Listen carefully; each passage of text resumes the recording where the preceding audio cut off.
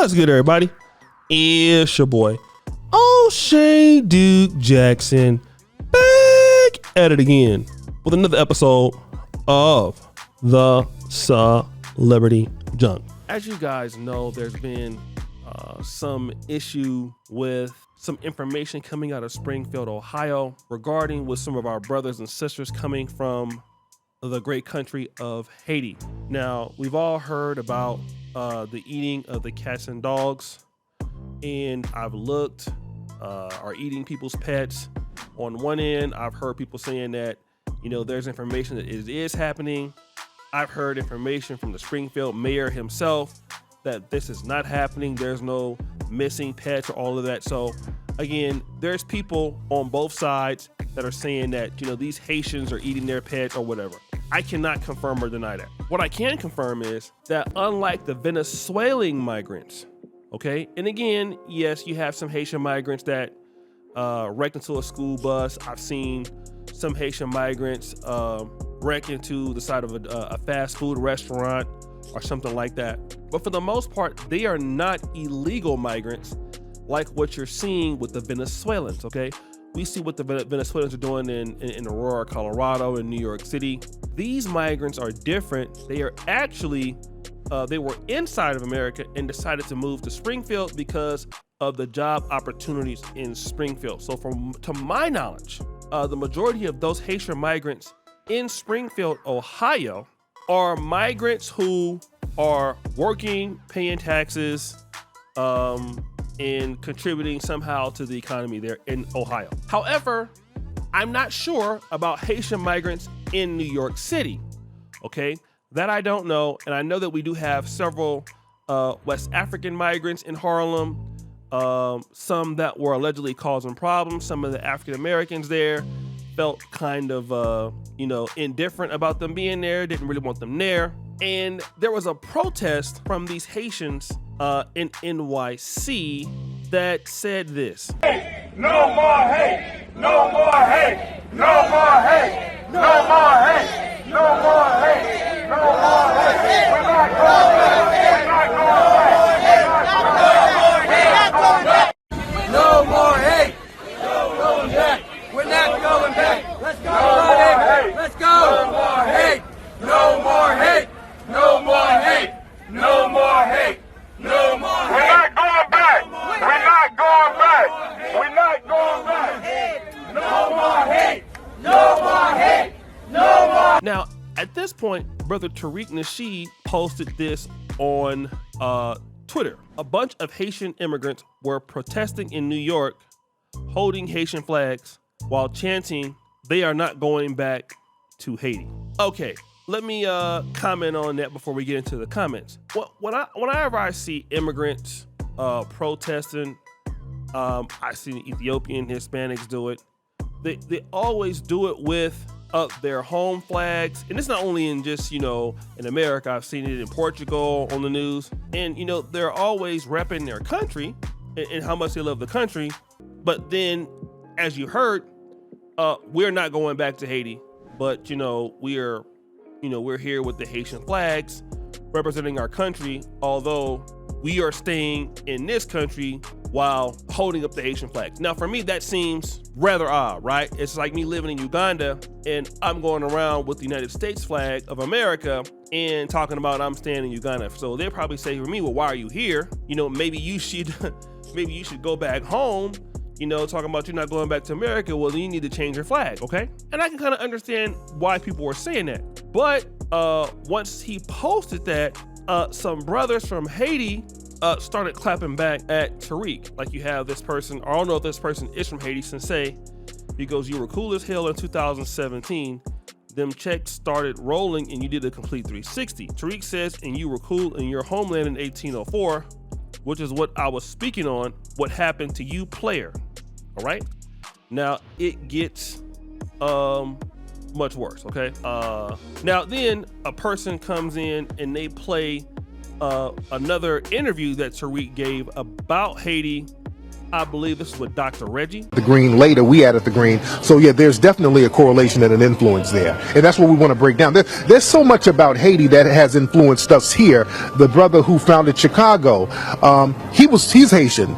So that brother was very influential, and they thought he was a spy. They were so shook because of the Haitian Revolution. They were afraid of that brother.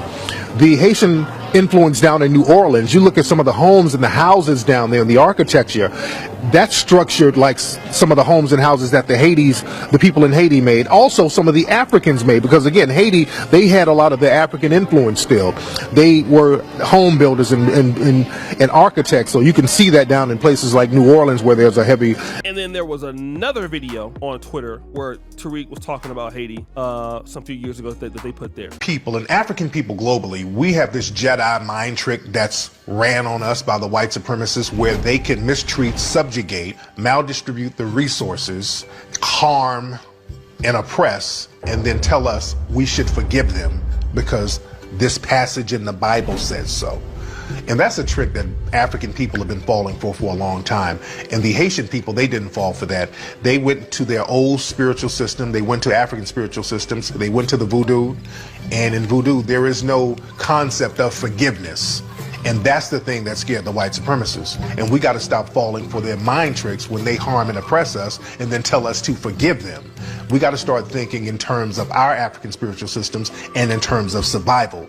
So we meet in those different places in the forest, and one question has to be debated. What can we do so our children and our grandchildren do not have to suffer what we're suffering here?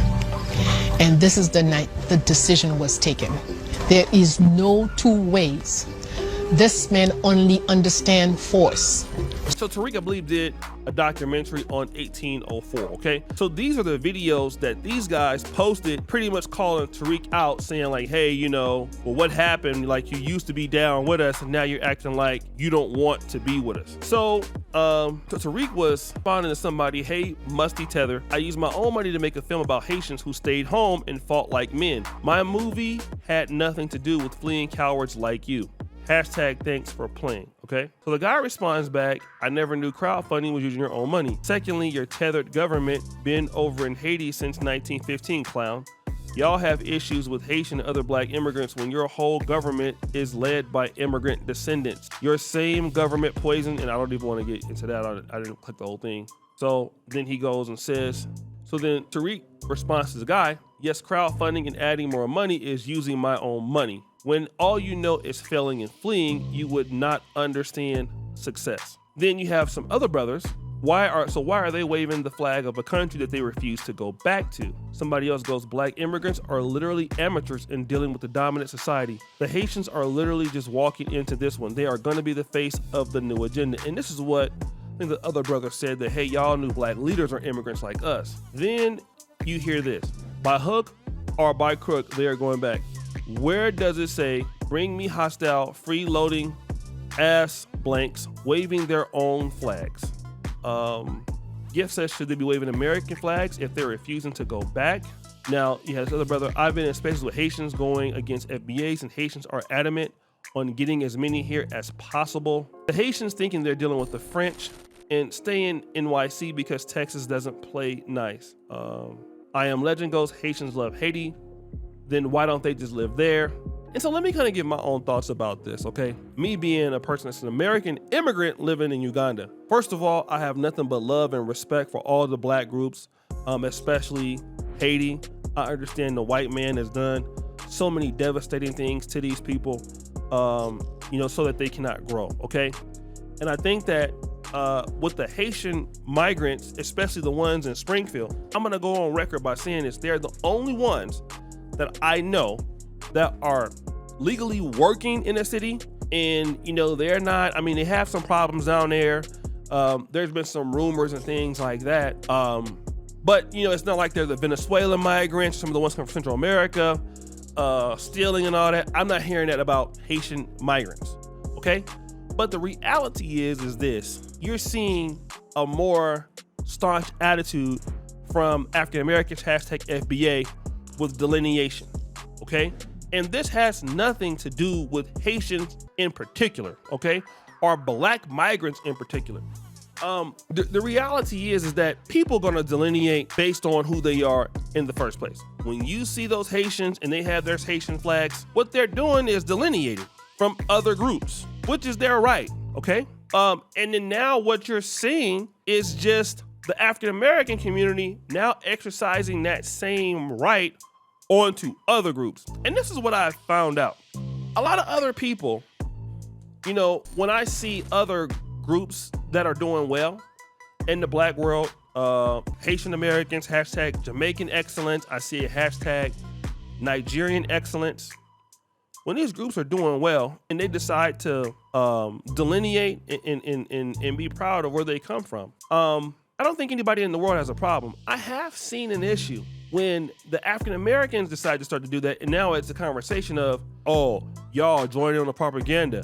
You know, we all supposed to be brothers and sisters and everything like that. When, you know, on the flip side, you know, when you see it on people's Instagram bios and you see the, you know, Haitian flag or Dominican flag or the Ghanaian flag, and people delineate all the time when it comes to the things they do very well.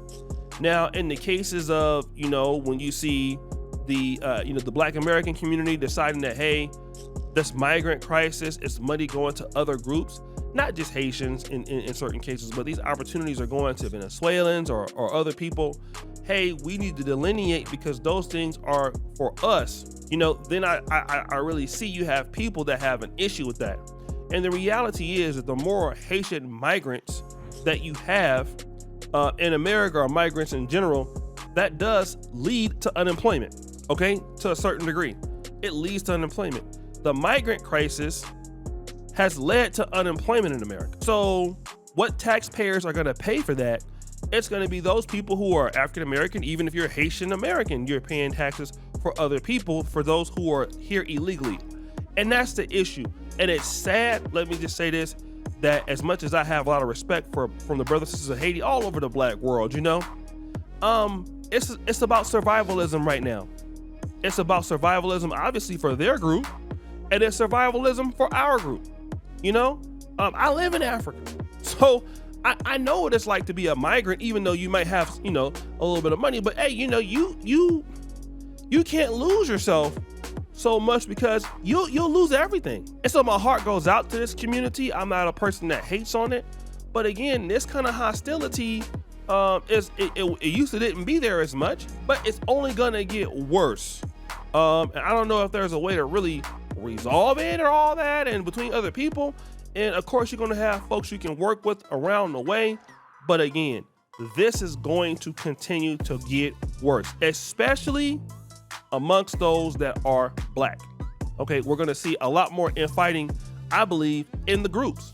And I wish that it didn't be like that, but the reality is that a lot of the Pan-African ideology, and you know I'm in the Pan-African community, but it's a lot of holes. And the Pan-African concept has to have parity, you know, where people feel that they're getting something out of the deal. And Pan-Africanism leaves somebody, you know, not getting anything out of the transaction, you know. And I can tell you that's how I feel living here. You know, you talk about the whole Pan-African concept as an idea, but typically you don't get no parity in those relationships. If there was a level of equality between, let's say, you know, Haitians and Jamaicans and their dealings with the other blacks around the world or whatever, or us and whoever else, then it would be a lot different. But, you know, there is no parity in this Pan-African concept.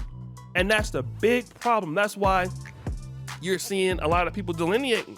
You're seeing the Haitians doing it, you're seeing Africans doing it more, and you're seeing us doing it more.